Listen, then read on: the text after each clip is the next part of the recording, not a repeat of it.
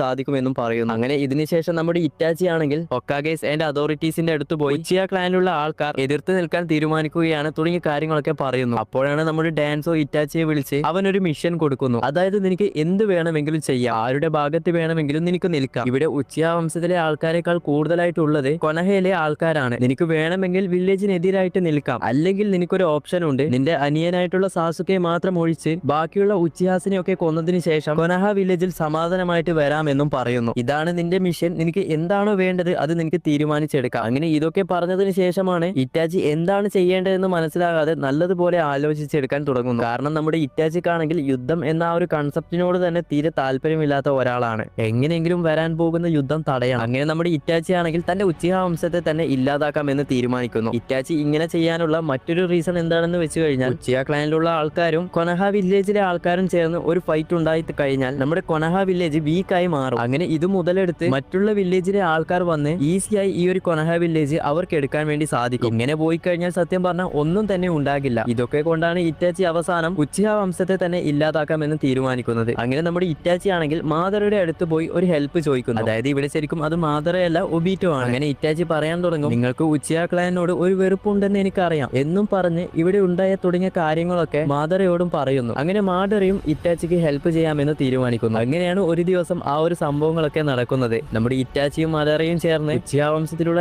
എല്ലാവരെയും കൊല്ലാൻ വേണ്ടി തുടങ്ങുന്നു. അങ്ങനെ ഇവർ രണ്ടുപേരും ഓരോ ആൾക്കാരെ കൊന്നങ്ങനെ പോകുന്ന സമയത്താണ് ഇറ്റാച്ചി തന്റെ ഫാദർ ആയിട്ടുള്ള ഫുഗാക്കുനെ കാണുന്നു. അങ്ങനെ ഫുഗാക്കു പറയാൻ തുടങ്ങും, നീ എല്ലാം അറിഞ്ഞുകൊണ്ട് തന്നെയാണോ ഈ കാര്യങ്ങളൊക്കെ ചെയ്യുന്നത്? അപ്പോൾ നമ്മുടെ ഇറ്റാച്ചി എന്താണ് പറയുന്നത് എന്ന് വെച്ച് കഴിഞ്ഞാൽ ഫ്യൂച്ചറിലും എന്തായാലും ഇത് തന്നെയാണ് നടക്കാൻ പോകുന്നത്. കൊനഹ വില്ലേജിലും ഇതുപോലെ തന്നെയാണ് ആൾക്കാർ മരിച്ചു വീഴാൻ പോകുന്നത്. അങ്ങനെ ഇത് കേട്ട് ആ ഒരു ഫുഗാക്കുന്റെ ക്ലോൺ അവിടെ നിന്നും പോകുന്നു. അങ്ങനെ ഇറ്റാച്ചി പതിയെ തന്റെ വീടിനടുത്ത് നിൽക്കുമ്പോഴാണ് ഫുഗാക്കു നീ അകത്തേക്ക് വാ എന്ന് പറയുമ്പോൾ നമ്മുടെ ഇറ്റാച്ചിയുടെ അമ്മയും അച്ഛനും അവിടെ ഒറ്റയ്ക്ക് ഇരിക്കാൻ വേണ്ടി തുടങ്ങും. അങ്ങനെ നമ്മുടെ ഫുഗാക്കു പറയുന്നത് എന്താണെന്ന് വെച്ച് കഴിഞ്ഞാൽ, സ്വന്തം മകന്റെ കൂടെ ഫൈറ്റ് ചെയ്യാൻ ഞാനൊരു വിഡ്ഢിയല്ല, നീ ഇവിടെ എന്തിനാണ് വന്നത് എന്ന് എനിക്ക് മനസ്സിലായി. നീ ഒരു വിഷയം മാത്രം എനിക്ക് സത്യം ചെയ്തു തരണം, സാസുകയെ നീ നല്ലതുപോലെ നോക്കണമെന്ന് അവർ ഇറ്റാച്ചിയോട് പറയുന്നു. അതുകൂടാതെ നീ ഇപ്പോൾ എടുത്ത തീരുമാനം അത് ഓർത്ത് നീ ഒരിക്കലും വിഷമിക്കരുത്. നമുക്ക് ഇപ്പോഴുള്ള വേദനയേക്കാൾ കൂടുതൽ നിന്റെ മനസ്സ് അത്രയധികം വേദനിക്കുന്നുണ്ടെന്ന് എനിക്കറിയാം. സാസുകയെ നീ നല്ലതുപോലെ നോക്കണം. കൂടാതെ അവസാനമായി ഫുഗാക്കു തന്റെ മകനോട് പറയുന്നത്, നീ എന്റെ മകനായി ജനിച്ചതിൽ ഞാൻ പെരുമപ്പെടുന്നു എന്നും പറയുന്നു. അങ്ങനെ ഇറ്റാച്ചി അവസാനം തന്റെ സോഡ് എടുത്ത് കരഞ്ഞുകൊണ്ട് രണ്ടുപേരെയും നോക്കി വേറെ വഴിയില്ലാതെ ഇവരെയും കൊന്നുകളയുന്നു. അങ്ങനെ ഇറ്റാച്ചി ഇവരെ കൊന്നതിന് ശേഷമാണ് നമ്മൾ ഫസ്റ്റ് പറഞ്ഞ ആ ഒരു സാസുകെ ഇവിടെ വരുന്നതും തുടങ്ങിയ കാര്യങ്ങളൊക്കെ സംഭവിക്കുന്നത് ഇപ്പോഴാണ്. അങ്ങനെ ഇതൊക്കെ കഴിഞ്ഞ് നമ്മുടെ ഇറ്റാച്ചി ആണെങ്കിൽ ഹൊക്കാഗയുടെ അടുത്തേക്ക് പോകുന്നു. ഹൊക്കാഗെ തന്നെ പറയുന്നത് എന്താണെന്ന് വെച്ച് കഴിഞ്ഞാൽ, ഇത്രയും റിസ്ക് എടുത്ത് ആരും തന്നെ ഇങ്ങനൊരു മിഷൻ ചെയ്യില്ല. നീ നന്മയ്ക്ക് വേണ്ടിയിട്ടാണ് ഇതൊക്കെ ചെയ്തതെന്ന് അറിയാം. എന്നാൽ നീ ഇത്രയും ആൾക്കാരെ കൊന്നതുകൊണ്ട് നീ ഇപ്പോൾ ഒരു വാണ്ടഡ് ലിസ്റ്റിൽ പെട്ടിട്ടാണ് ഉള്ളത്. ഇനി